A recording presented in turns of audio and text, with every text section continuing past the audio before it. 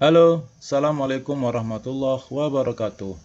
Jumpa lagi dengan channel kita, channel yang senantiasa setia menemani Bapak Ibu dalam mengerjakan tugas-tugas PPG. Apa kabar Bapak Ibu? Kita berharap Bapak Ibu semua dalam kondisi dan keadaan yang sehat dan tetap semangat dalam menjalankan tugas-tugas PPG. Baik Bapak Ibu, pada video kemarin kita sudah membahas tentang modul akidah akhlak. Nah, kita lanjut ke modul yang kedua, yakni modul Quran Hadis. Nah, sekali lagi Bapak Ibu, terkait dengan modul ini, tidak ada aturan yang mengharuskan bahwa LPTK itu harus memulai dari akidah akhlak dan Quran Hadis, fikih, dan seterusnya. Tetapi ini diserahkan ke LPTK masing-masing. Ada yang mulai dari akidah akhlak, ada yang mulai dari Quran Hadis, dan lain sebagainya. Yang penting 10 modul terpenuhi. Seperti biasa Bapak Ibu, dalam mengerjakan tugas-tugas modul ini, yang perlu diperhatikan adalah pertama meresume, kemudian yang kedua analisa bahan ajar, kemudian analisis materi. Dan yang terakhir nanti mungkin adalah tes akhir modul atau yang sering kita sebut dengan TAM. Baik, kita langsung saja kita buka modul Quran Hadis, modul yang kedua. Ini dia kontrak belajarnya Bapak Ibu. Dari seperti biasa ya, kita mulai dari pretest, kemudian membaca kontrak, kemudian yang kedua adalah meresume dan mengunggah resume KB1 dan KB2. Ini tugas di hari pertama ya, KB1 dan KB2. Kita coba buka untuk tugas resume.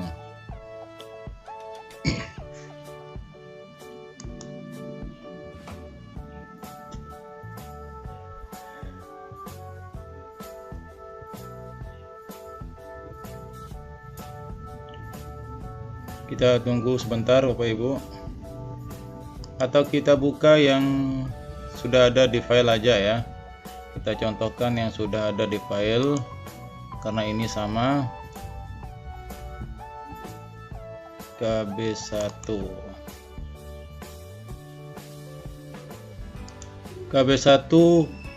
Al-Quran dan cara memahaminya. Al-Quran dan metode memahaminya. Ini dia judul modul yang harus kita resume ya. Jadi yang pertama yang harus diperhatikan adalah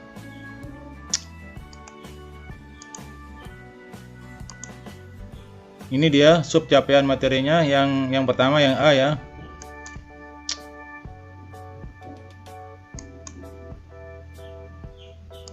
Bagian yang A ini capaian pembelajaran. Jadi ini yang harus diperhatikan sebelum Bapak Ibu melangkah ke resume. Menganalisis konsep tafsir dan takwil dalam kajian ilmu tafsir. Kemudian menganalisis konsep dan ciri-ciri ayat-ayat muhkamat dan ayat-ayat mutasyabihat.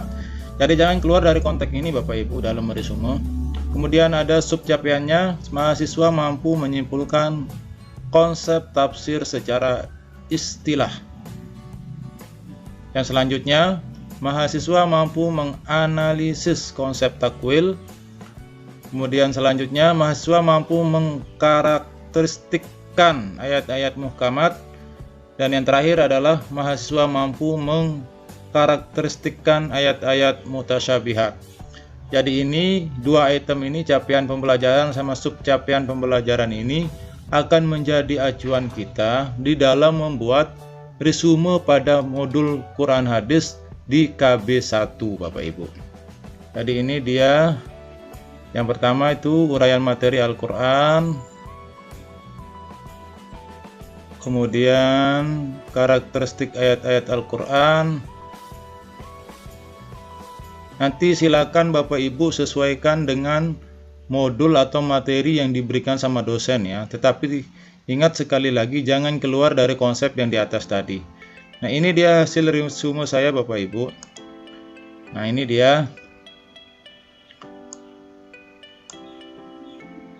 Pendalaman materi.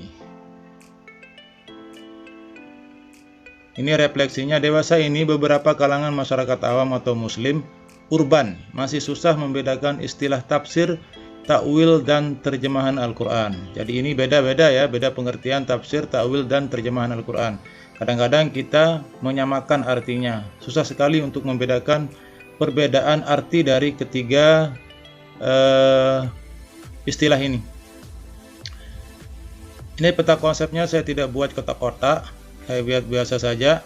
Nanti jika dibutuhkan saya akan berikan materi atau saya buat tutorial tata cara membuat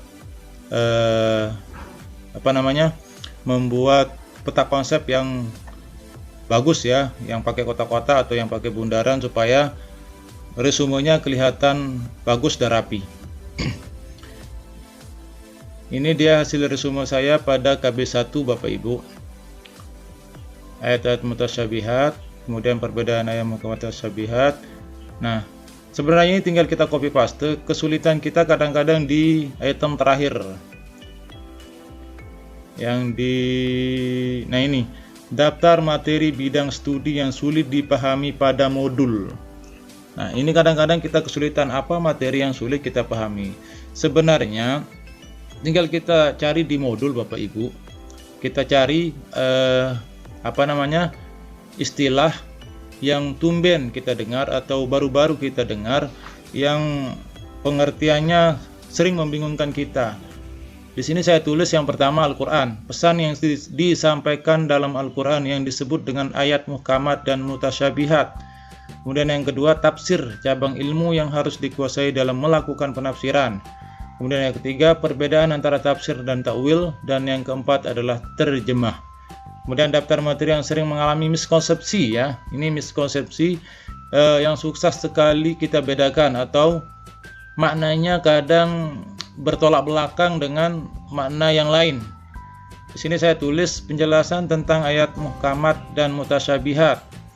Kemudian yang kedua definisi atau penjelasan tentang tafsir yang berbeda dari definisi dari segi bahasa atau etimologi dan definisi yang dikemukakan oleh para ahli. Kemudian yang ketiga, deskripsi makna takwil yang berbeda dengan yang diungkapkan oleh para ahli. Ya ini sama ya terjemah. Nah ini yang KB1 Bapak Ibu. Kemudian kita buka modul lagi. Di sini ada tugas, kita lanjut tugas yang lain ya. Ini tugas resume 1. Kemudian yang analisa bahan ajar. Kita lihat perintah dosen apa di analisa bahan ajar. Saya sering kesulitan di sini Bapak Ibu menganalisa bahan ajar ini karena harus punya pembanding ya antara modul yang satu dengan modul yang lain atau jurnal atau video yang diberikan sama dosen. Jadi untuk menganalisa bahan ajar ini memang dibutuhkan banyak referensi supaya apa yang kita sampaikan bisa diterima atau sesuai dengan apa yang diperintahkan atau yang diminta oleh dosen masing-masing. Kita lihat KB1.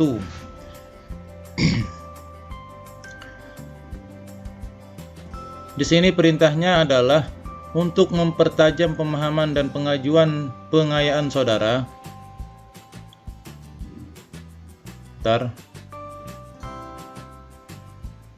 Materi KB1, lakukanlah analisa bahan ajar dengan menjawab 4 komponen di bawah ini dengan mengacu pada modul Quran Hadis KB1.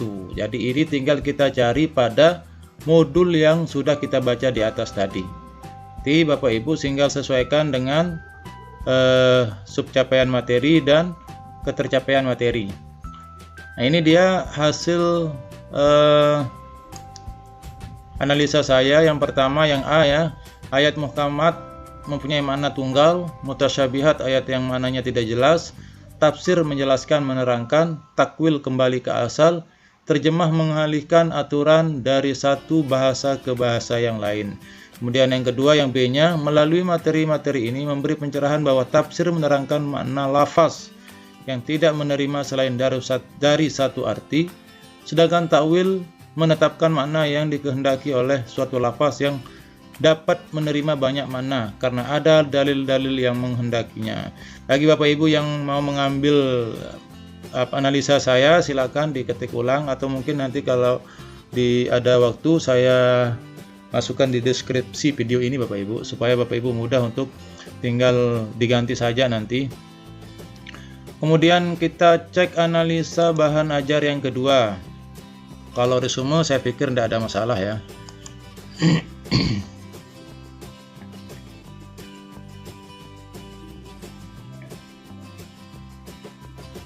Kita tunggu dulu Bapak Ibu.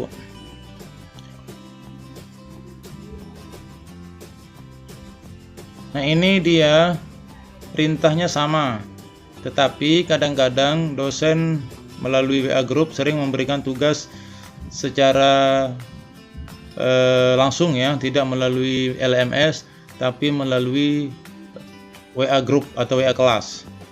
Jadi ini dia yang kedua, ini analisa bahan ajar saya. Silakan nanti jika ada yang butuh silakan ditulis atau diketik ulang. Kita cek yang ketiga Bapak Ibu.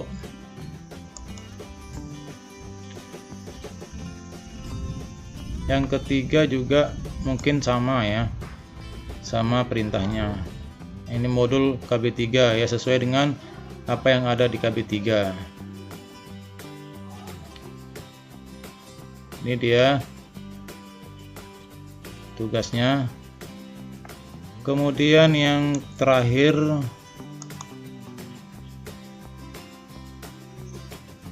KB4. Kita lihat KB4.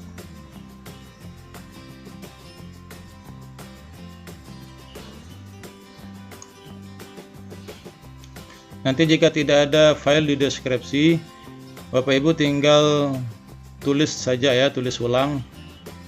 Bisa ngambil contoh di sini. Tinggal dikembangkan saja Bapak Ibu.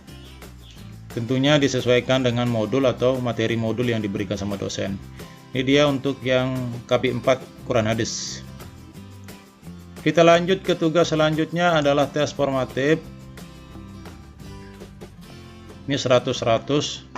Silakan pakai metode yang saya kasih tahu kemarin, bisa ya. Kita lanjut ke tugas analisa materi. Nah, di dua tugas ini ya, tugas analisa bahan ajar sama tugas analisa materi. Kadang-kadang kita kesulitannya di sini. Saya ini ada contoh PBL ya, karena dosen memberi tugas PBL. Ini dia tugasnya, kedudukan hadis dan fungsinya terhadap Al-Quran. Itu judul modul yang saya pilih. Kemudian judul masalah, mengurus harta anak yatim dalam perspektif Islam di tengah-tengah banyaknya lembaga atau orang yang mengatasnamakan anak yatim. Ini kan masalah ya. Jadi ini masalah, kemudian kita cari solusinya. Dan tentunya adalah mencari tahu, menganalisis akar permasalahan. Kenapa masalah ini bisa terjadi? Yang poin 1, identifikasi masalah. Yang pertama deskripsinya seperti ini, menyelesaikan masalah tata cara mengelola anak yatim. Dan B, memberikan gambaran umum banyaknya yang mengaku sebagai lembaga yang mengurusi anak yatim. Kemudian yang C, memberikan gambaran tentang perwalian anak yatim. Ini penyebab masalahnya adalah banyaknya anak yatim yang terlantar dan harta mereka tidak terurus ya. Kemudian yang kedua, banyaknya bantuan atas nama anak yatim namun dipergunakan bukan untuk kebutuhan anak yatim, ya untuk kepentingan pribadi lah. Dan C, bagaimana gambaran orang-orang yang memakan harta anak yatim. Dan yang terakhir, gambaran banyaknya masyarakat yang mengelola harta anak yatim yang tidak sesuai dengan ajaran Islam. Nah, ini dia kita kaitkan dengan teori atau dalil yang relevan. Nanti Bapak Ibu silakan download di deskripsi video ini ya. Ini PBL, tugas PBL yang diberikan sama dosen. Tapi kadang-kadang ada juga dosen yang memberikan tugas tambahan atau tugas berbeda. Misalnya PJBL ya, Project Based Learning. Nah, itu lebih luas lagi. Apalagi ditentukan judul oleh dosen. Ini lebih sulit lagi. Nah, yang mudah itu diberikan tugas PBL, kemudian diberikan kebebasan kita untuk mencari masalah. Kita lanjut ke TAM ya. TAM ini sudah tidak bisa dibuka Bapak Ibu karena sudah terkunci oleh sistem. Ini juga nilainya bagus. Kemudian materi tambahan tidak ada. Tugas remedial juga kita cek ada atau tidak ada. Tidak ada ya. Ini artinya di modul ini kita sudah mencapai KKM. Tidak ada tugas tambahan, juga tidak ada tugas remedial.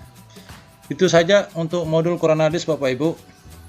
Untuk modul selanjutnya nanti kita akan lanjut ke modul 3, yakni fikih ya. Fikih. Demikian, selamat berjumpa kembali dan salam, semoga kita semua dalam kondisi dan keadaan yang sehat.